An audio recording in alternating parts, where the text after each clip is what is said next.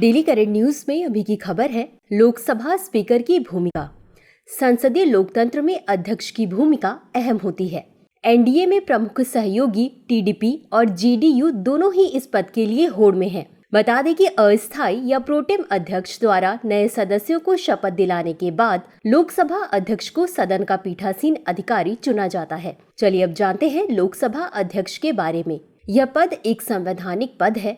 अध्यक्ष संवैधानिक प्रावधानों और लोकसभा में प्रक्रिया और कार्य संचालन के नियमों द्वारा निर्देशित होता है। गौरतलब है कि सदन के अध्यक्ष का चुनाव नवगठित सदन के प्रथम कार्यों में से एक है। चलिए अब जानते हैं लोकसभा अध्यक्ष के चुनाव की प्रक्रिया। अध्यक्ष के रूप में निर्वाचित होने के लिए कोई विशिष्ट योग्यता निर्धारित नहीं है। संविधान में कहा गया है कि अध्यक्ष को सदन का सदस्य होना चाहिए, लेकिन संसद के संविधान और परंपराओं की समझ एक बड़ी संपत्ति मानी जाती है। साथ ही सदन अपने पीठासीन अधिकारी का चुनाव उपस्थित सदस्यों के साधारण बहुमत से करता है, जो सदन में मतदान करते हैं। आमतौर पर सत्तारूढ़ दल का कोई सदस्य अध्यक्ष चुना जाता है। अध्यक्ष के निर्वाचित होने के बाद प्रधानमंत्री और विपक्ष के नेता यदि सदन में हो, अन्यथा सदन में विपक्ष में सबसे बड़ी पार्टी के नेता अध्यक्ष को आसन तक ले जाते हैं। लोकसभा अध्यक्ष की भूमिका और शक्तियां। वह सदन के अंदर भारत के संविधान के प्रावधानों, लोकसभा की प्रक्रिया और कार्य संचालन के नियमों तथा संसदीय मामलों का अंतिम व्याख्याकार होता है।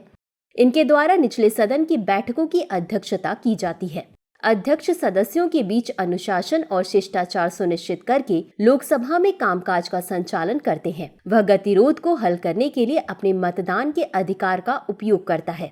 अर्थात जब सदन मतदान प्रक्रिया शुरू करता है तो अध्यक्ष पहले चरण में मतदान नहीं करता है। जब दोनों पक्षों को बराबर संख्या में वोट मिलते हैं, तभी अध्यक्ष का वोट गतिरोध को तोड़ता है, जिससे उसकी स्थिति निष्पक्ष हो जाती है।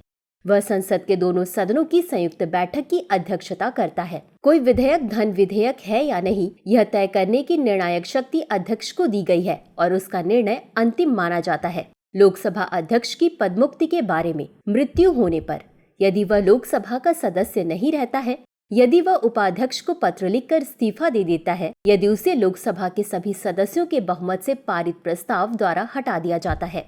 तो चलिए अंत में देखते हैं आज के अभ्यास प्रश्न को। लोकसभा अध्यक्ष के संदर्भ में निम्नलिखित कथनों पर विचार कीजिए। 1. भारतीय संविधान अध्यक्ष के रूप में निर्वाचित होने के लिए विशिष्ट योग्यता निर्धारित करता है। 2.